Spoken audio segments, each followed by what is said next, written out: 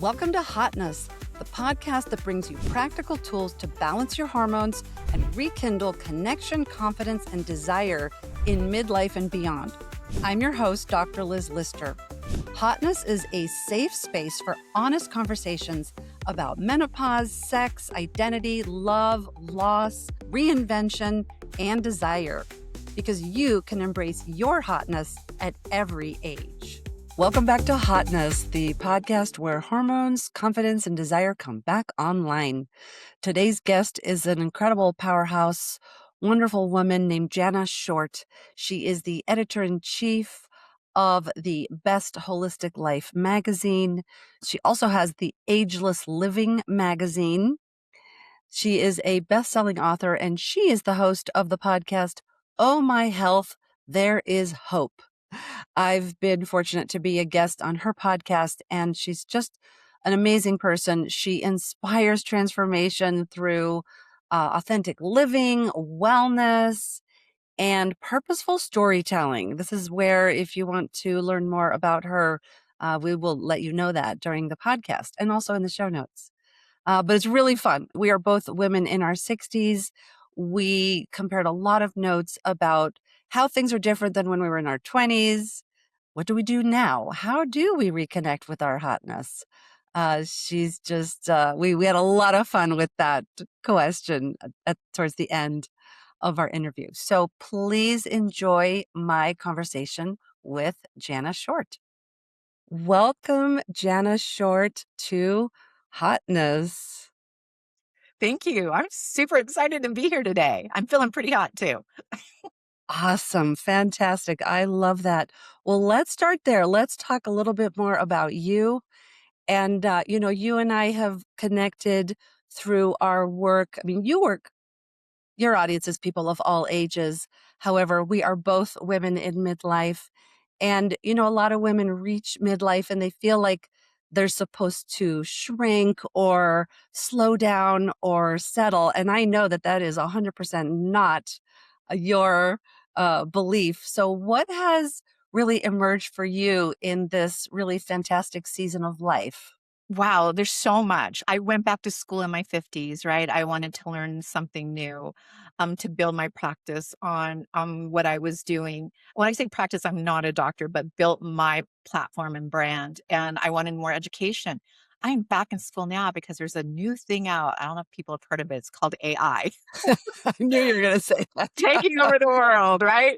And Yep. when I just think I learned something, it's upgraded and I got to learn more. And it's so challenging and so exciting. For me, it is. And I love feeding my brain on a regular basis. So for me, moving into my now 60, I'm 65 now. I cannot wait to see what 70 has for me. And I'm not slowing down. I just opened a new magazine, opening in new cities, went back to school again so I could learn more about AI. By the way, I don't think I'll ever be out of school for that. But Right. I think that's right. I think it keeps me young. By the way, the whole time I'm doing this, I'm listening to cues from my body because I realize I am 65 and I don't want to get so busy that I'm not paying attention to what's going on in my body. So I'm always listening to cues. Like those little whispers are something you should be paying attention to. So take a Right. breath. Otherwise they get louder. That's exactly right. One, they not only get louder, sometimes they just completely take your feet out from under you, which is what happened to me in my 50s. And now I listen to those cues. I'm never too busy to listen to my body. So as I'm doing all this and building things, I'm listening. Like I highly recommend you guys pay attention to those cues. Yes, you talk a lot about that on your podcast, Oh My Health, There Is Hope. So we'll definitely link to that. I love that.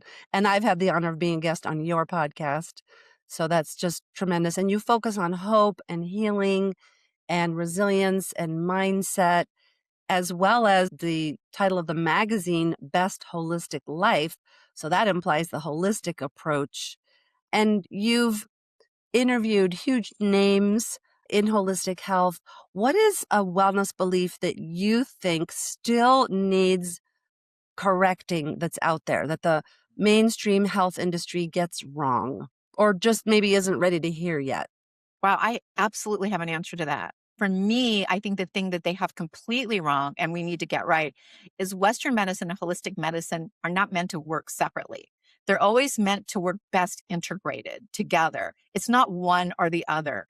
And the other thing I think that it hasn't quite gotten right is I talk about holistic, and I wish that when I created my magazine, I would have used the W in front of it because holistic isn't necessarily herbs. It's not one thing, it's everything. When I say I listen to my body, I listen to, am I attaching to the loved ones that I have? Am I paying attention? Am I connecting to people? Am I moving? There's movement involved. Am I eating correctly? There's so many things in holistic. It's the whole thing, the whole enchilada. So you can't just have the beans, right? You have to have it all when you're doing it. So I wish that people understand Western and holistic medicine work best together, integrated together. And I think that it's also important to understand that holistic isn't the one thing, it's multiple things. I can't do one thing and expect change. I have to focus on all the things that create our beings. I think that, first of all, I think that's completely correct and accurate. And I think that it's also the opportunity of midlife. We just, because we don't have to think about all those things when we're 20, we have high levels of all the hormones, which provides this buffer. It's a buffer against not enough sleep, not eating right, not exercising correctly. But that buffer just gets thinner. And then here we are in this, what I think is an amazing, wonderful phase of midlife where we have to pay attention to that. Our body asks that of us. I think the old school method was when you retire. Like I looked at my grandmother at my age. There's no way she's got to be way older, right? The old mentality of aging was you slowed down. You aged, you retired, you sat on your rockers on the front porch waiting for your grandkids to come visit, which by the way is lovely. Um, but I think it's Not changed. knocking it. And we're seeing aging now as an opportunity. Our kids are raised. We have more time on our hands. We're through with building our careers, right? We're in the midst of it or finishing it up. We have so much opportunity now and time to do the things that we're passionate about. It's the doors for me just blew off when I hit 50. And then when I had to turn 60, instead of crying, I was so excited. And I tell people all the time now, I cannot wait to see what the 70s have for me. Like, I bet it's going to be spectacular. Are things changing? We just talked about this at the beginning before we started recording. Are things changing in my life, in my body? Absolutely, and very quickly. And it's Right. okay. It's like, okay. Because Yes. I still do my golden rules, like pay attention, listen to the cues, take time. There's movement, there's community. There's so many important things that I have to incorporate in every single day. And so it's not just business and driving a magazine or doing a podcast. It's me first, my family and spirituality come next. And then moving forward into my community and doing, as much as I can. And one of the things I will tell you I learned in my 60s, so it took me 6 decades to learn this. I cannot fix anybody else. I cannot Right. make my husband change Darn the things it. I want, make kids do the things I think they should do. The only person I can change for the better is myself. And so I work Oh, on it every single oh, day. that is so, you keep giving me chills. I'm like listening to you. And yeah, it's such an epiphany. It seems obvious, but we still spend a few decades thinking we have those answers. I spent the first few decades trying to get those answers so then I could use them on other people. That was my trajectory until life threw me some curveballs that said, you know what? I will look at me and I will share what I can and we will go from there. So that is just really beautiful. And you've had your own health journey that has really been a story of hope and resilience and more than that, expansion and moving into bigger chapters. What can Yeah. you share with us about My that? health journey changed my life, Dr. Lyster. I will tell you that I'm not supposed to be here. And for those of you who are waiting to cure whatever you have, I still live in the exact same diagnosis that I was in 14 years ago when they told me I didn't have very long to live. And I thrive in it now. And I think a lot of that is what shifted in my mind. So making shifts in your brain really starts getting your body to adjust to better things. And so that's hard, by the way. It's hard. I still catch myself a lot of times. I'm not a sick person at all. And so I'm not going to act like a sick person. And I move forward in a healthy lifestyle, doing the best I can. But I lost my stomach because of a surgery for a fundification. By the way, these happen all the time. Not that the injury I got through the surgery, but fundifications are very common. And it's from a hiatal hernia. People get them as they get older. A lot of times they fix them. A lot of times they just tell you to do certain things to adjust to it. But mine was twisted, which meant it would dehisce and open up and I become septic. So I had to have the surgery. And they damaged my vagus nerve, which runs right alongside it. And so months later, I was eating, and every time I ate, it was like food was poisoning me. I was miserable. And my stomach started getting big, and people were congratulating me on my baby. And I'm like, well, Oh thank you gosh. so much for thinking I'm having a baby because I'm in my 50s, but I'm not pregnant. And finally, I ended up in the ER with a massive beezer in my stomach, which is food that could not exit. And your stomach is magical. It'll just keep expanding. And Right. which is what Wow. it did. So my whole thing was after getting gastroparesis from this surgery, I had to have my stomach removed because it was that bad. And so I had a radical gastrectomy. I was supposed to be fed through a PICC line. And when they feed you TPN, that's a synthetic. And my body just didn't like it. So Yeah, it's a after a few, very big deal. It seems yeah, like, oh, just an IV drip. No, no, it's a huge, huge deal. It's intensive care level. Mhm. well, I was gonna bring it home with a pack to fed me, like, you could hear the pack moving, feeding me. And Wow. so, when I was using it, it started my organs just started shutting down. It did not like this synthetic thing I was feeding my Nutrition, body. quote unquote. Uh-huh. So what do I have to lose? I'm gonna eat. I still to this day eat. I tell people I live in the same diagnosis, and that was almost 15 years ago. I think it was 14 years in April. And so Wow. I live in the same diagnosis. I eat whatever I want. I will tell you, though, there comes with consequences. I throw up 10 times a day. Literally, I ended up getting, I hope I'm saying it right, esophageal from throwing up so much. So I get in, I listen to those little whispers. I get my endoscopy every year to make sure it's not progressing. Like I do the things I need to do, but I just went on a vacation. I ate chocolate every day. I like ate everything that I could eat. I came home 4 pounds lighter though, but I That ate so happens in much. Europe. That It I hear does. that all the time. The food is different. The food industry is different. Yeah. Mhm. I That did. doesn't I did surprise me. also walked 111 miles. Like I And tracked. walking, yeah, which is the lifestyle there. So it Yeah. really, yeah. But Yeah. it Oh was my amazing, goodness. and here I live That's in that incredible. diagnosis, paying attention to my body, like, I just had a hip issue, they told me it was bursitis, it was not. I tore something in the gym, and so now I'm healing that, but I listen, I pay attention, and I move, I constantly get up and move. I think there's this old saying, and I don't know who said it, maybe you do, but "A body in motion stays in motion," and so when I get sitting too long, I'm like, "I've gotta move," like, I feel like I don't wanna get stuck in a sitting position the rest of my life. So I'm constantly moving. I have little alarms here that tell me, because I work at a desk, that tell me, get up and move, go breathe, get outside, put your feet in the grass.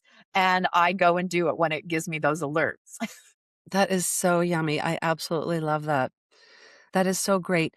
And what prompted you to start the magazine? How did that what's the origin story of Best Holistic Life?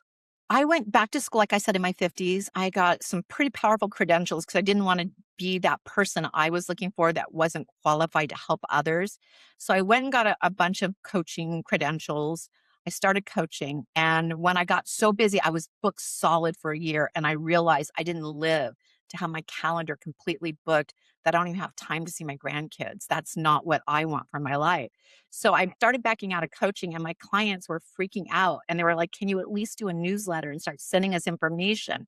So health, you were coaching in health I and was never lifestyle. help. I was coaching in more mindset because I believe when we make that shift in our brain, Oh, everything else beautiful. follows. And so I was being more of a Got it. mindset coach. I got an NLP practitioner, master practitioner's licensing. So I can hear the words you're saying to me and like, hey, did you hear what you just said? And help them see what they're saying and adjust it back. And so as I was coaching, they asked if I would do a newsletter. And honestly, Dr. Liz, I was too lazy. I'm like, I don't have time to do a newsletter. But I was working with some really famous people at the time. So I'm like, why don't you write an article about your story? And I'm going to put it in the newsletter. And I think I got like 35 articles. Which is a lot. That's great. How do you put those in a newsletter? Well, I have an interior Right. design You background. don't. Right. I went to Wow. school as an interior designer, so I had an interior design background. I got on Canva and I'm like, I can make this into a little booklet and it looked like a magazine. And I put it out in my newsletter and you had to sign up for the newsletter. We got like 37,000 people sign up for that. And I was like, well, wait a minute. Ah, This and is now it's up to amazing. millions. Now it's up to 100%. yeah, incredible. Now we have 2.8 actual subscribers and 4 million readers each month. And I think there's more. I just have stopped. I think I told you I stopped moving over the names because, man, if you wish for it, it will come, especially if you're working towards it. And I didn't Yes. realize the cost of having that many emails. Like you've got to pay for that. It gets Wow. very expensive. Wow.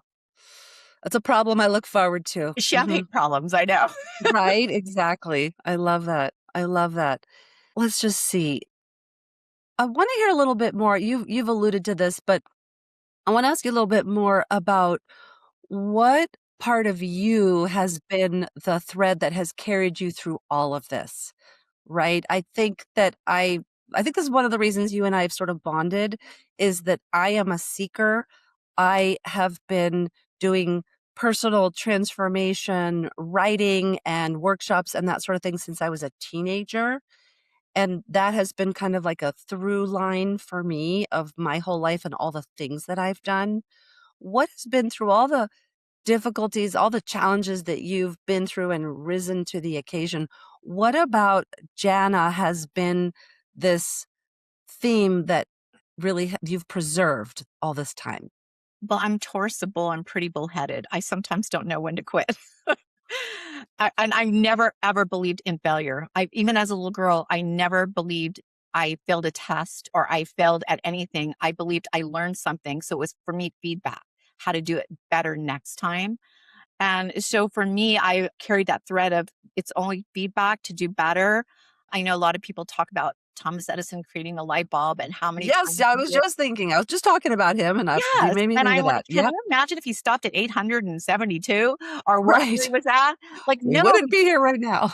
right. He took that information and went further and further with what he's learning. Same with space travel and all the things. They take all that information. It's not failure. They collect the data and how do I move forward doing better? And that has been a theme of my life since I was very little. And the stubbornness, I'm very stubborn. Yes. Well, Taurus is also an earth sign, so very grounded as Yes. well. You get both of those features, so that is really awesome.